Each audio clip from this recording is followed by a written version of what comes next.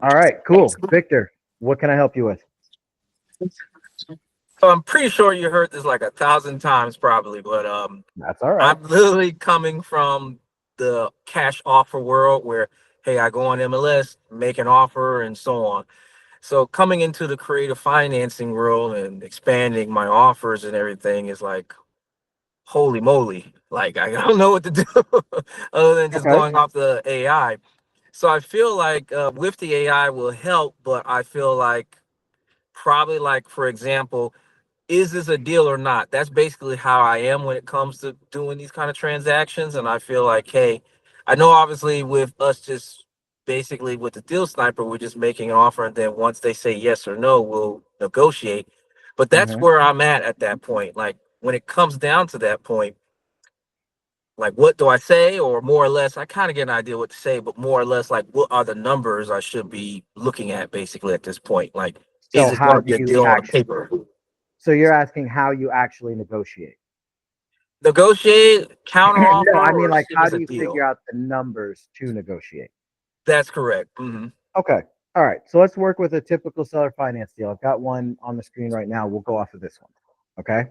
Okay. So have you watched any of my videos from the YouTube? I've started watching some of them. Yes. They're literally like hours long, so I'm literally just listening to it while I'm driving at work. So it's perfect that you did that. So I appreciate that. So I Not got a a little bit problem. of it, but trying to obviously see what we can do here on this live. Okay. So as you know, our standard operating procedure is no more than 10% of the purchase price can be the down payment, right? Right. And we need to have our cash on cash return needs to be at least 11%, or I'm sorry, at least 10%. And then our entry fee percentage needs to be as low as possible. Ideally, we want it under 10 and 15%, but we never go more than 20%.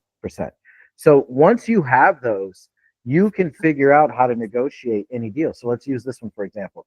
So let's say purchase price 218,000. You sent them the offer. You sent them an offer of $700 a month, $15,000 down, and not covering realtor commissions, for example, for this one.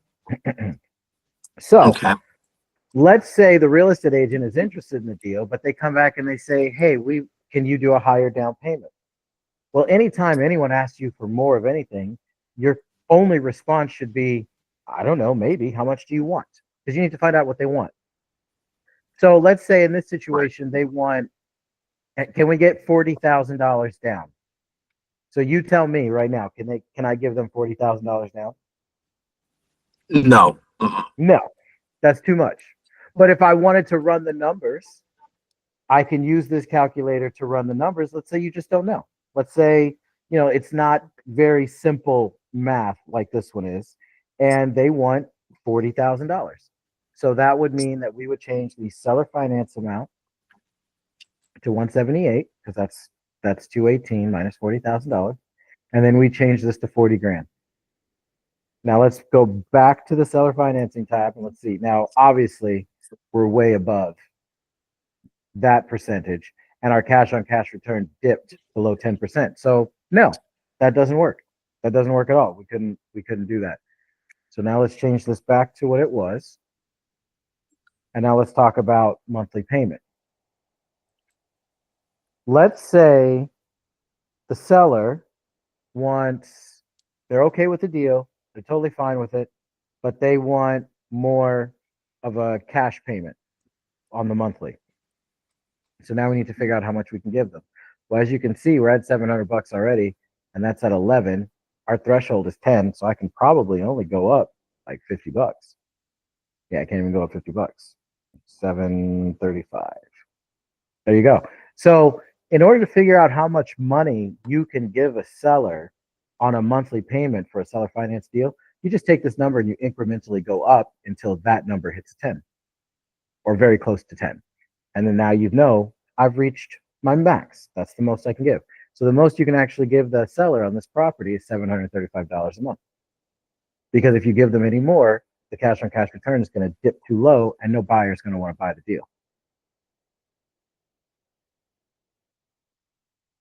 Does that make sense?